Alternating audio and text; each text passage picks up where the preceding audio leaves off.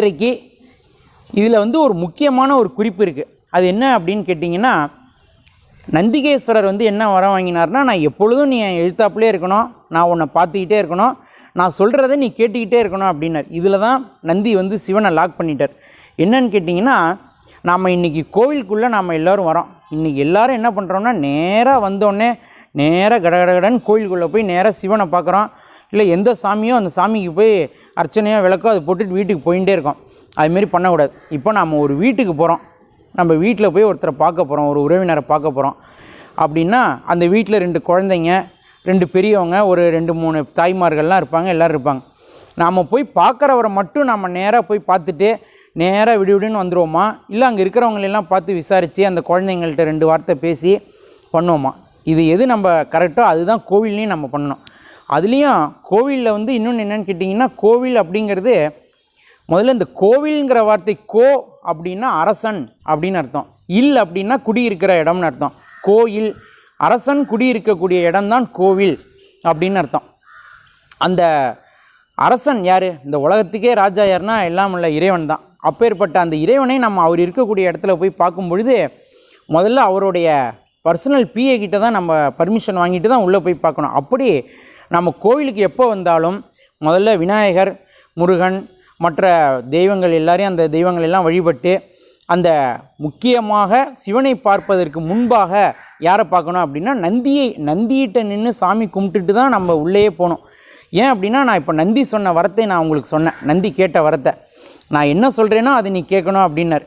அப்படி நந்தியம் பெருமான்கிட்ட நம்ம முதல்ல கோரிக்கை வச்சிடணும். ஐயா, நாங்கள் இதுமாரி உள்ளே போய் உங்கள் தலைவரை பார்க்க போகிறேன், பெரியவரை, நீங்கள் எனக்காக அவர்கிட்ட சொல்லுங்கள், எனக்கு இதுமாரி வீட்டில் இந்த பிரச்சனைகள்லாம் இருக்குது, அது சரியாகணும், இந்த விஷயங்கள்லாம் நடக்கணும் அப்படின்னு நந்திக்கிட்ட சொன்னோடனே நந்தி என்ன பண்ணுவாராம், டக்குன்னு அவருக்கு மெசேஜ் டைப் பண்ணி உள்ளே சிவனுக்கு போயிடும்.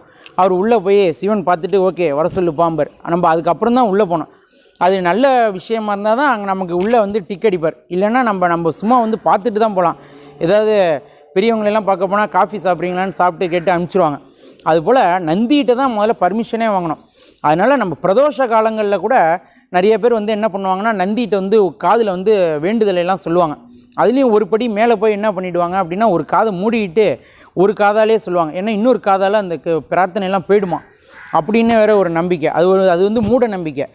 அப்படிலாம் நினச்சிட்டு இது பண்ணுவாங்க. ஆனால் அதோடைய உண்மையான தாற்பயம் என்னன்னு கேட்டிங்க அப்படின்னா, நந்தியம் பெருமான்கிட்ட அதுவும் பிரதோஷ நாளில் நாம் சொல்லக்கூடிய அந்த வேண்டுதல்களை நந்தி தவிர்க்காமல் சிவன்கிட்ட ஒப்படைப்பார் அப்படிங்கிறது தான் ஐதீகம். ஆனால் அதை படிப்படியாக கொண்டு போய் என்ன பண்ணிட்டாங்க இன்றைக்கி அப்படின்னா, அவர் காதில் சொல்கிறது, அதுவும் ஒரு காதை மூடிக்கிட்டு சொல்கிறது, இப்படிலாம் வந்து டெவலப் பண்ணிட்டாங்க நம்ம பக்தர்கள்லாம். அதனால் அதெல்லாம் தேவை கிடையாது. தினந்தோறுமே நம்ம கோவிலுக்கு வரும்பொழுது முதல்ல விநாயகர், அடுத்தது நந்தியை வழிபட்டுட்டு தான் நம்ம சிவபெருமான்கிட்ட போனோம். அதனால் அப்பேற்பட்ட அந்த நந்தியம் பெருமான் அவரை முதல்ல காப்பாற்றணும் அப்படிங்கிறத பார்வதி தேவி முடிவு பண்ணுறாங்க. இன்றைக்கு அப்படி பார்வதி தேவி முடிவு பண்ணி இந்த காப்பரிசியும் அருகம்புல்லும் நந்தியம் பெருமானுக்கு கொடுக்குறாங்க. அப்படி கொடுத்து அந்த நந்தியம்பெருமான் வந்து உயிர்ப்பித்து எழறார். நந்தியம்பெருமானுடைய மயக்கத்திலேருந்து அவர் எழுந்து அவர் சரியாகிறார். இதை தான் வந்து நம்ம பிரதோஷமாக வழிபாடு செய்கிறோம். பிரதோஷத்தன்னைக்கு தான் நந்திக்கு அபிஷேக ஆராதனைகள்லாம் நடக்கும். மற்ற நாள்லாம் நீங்கள் நந்திக்கு தனியாக அபிஷேகம் பண்ணுன்னா பண்ண மாட்டாங்க.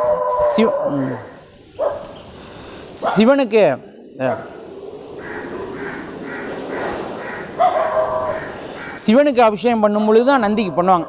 அப்படியாக இந்த பிரதோஷத்தை நாம் இதற்காக இந்த ஒரு புராணத்தை நினைவு கூறும் விதமாக இந்த நாளை நாம் அனுஷ்டிக்கிறோம். திரையோதசி அப்படிங்கிற திதி. இதற்கு அடுத்ததாக சதுர்தசி திதி. அப்படி சிவபெருமானுக்கு அபிஷேகம் செய்யும் பொழுது தான் அந்த நந்தியம்பெருமானுக்கே அபிஷேகம் செய்வாங்க. அது சிறப்பாக நடக்கிறது அந்த பிரதோஷ நாளில் தான் நந்தியம்பெருமானுடைய சிறப்பு வழிபாடுகள்லாம் நடக்கும். இந்த புராணத்தை நாம் மையமாக வைத்து தான் இந்த அபிஷேக ஆராதனைகள் எல்லாம் நம்ம செய்து கொண்டிருக்கிறோம். அப்படி நந்தியம்பெருமான் மீண்டு எழுந்து வந்து சிவபெருமானை நோக்கி தவம் செய்கிறார். அதுலேயும் நந்தியம்பெருமான் வந்து பல ஆலயங்களில் பல சிறப்பு வாய்ந்த திருவுருவ மேனிகளில் நமக்கு அருள் புரிகிறார். பொதுவாக நம்ம பெரிய பெரிய ஆலயங்கள்லாம் பார்த்திங்கன்னா ராஜகோபுரம் வழியாக உள்ளே வருவோம். அப்போயே நம்ம கோவிலுக்குள்ளே வர்றப்பே அந்த நந்தியம்பெருமான்கிட்ட தான் பர்மிஷன் வாங்கணுங்கிறதுக்காகவே அங்கே ஒருத்தர் இருப்பார். அவர் யாருன்னு கேட்டிங்கன்னா அதிகார நந்தி. அந்த கோவிலில் இருக்கிற மொத்த அதிகாரமும் அவர்கிட்ட தான் இருக்கும்.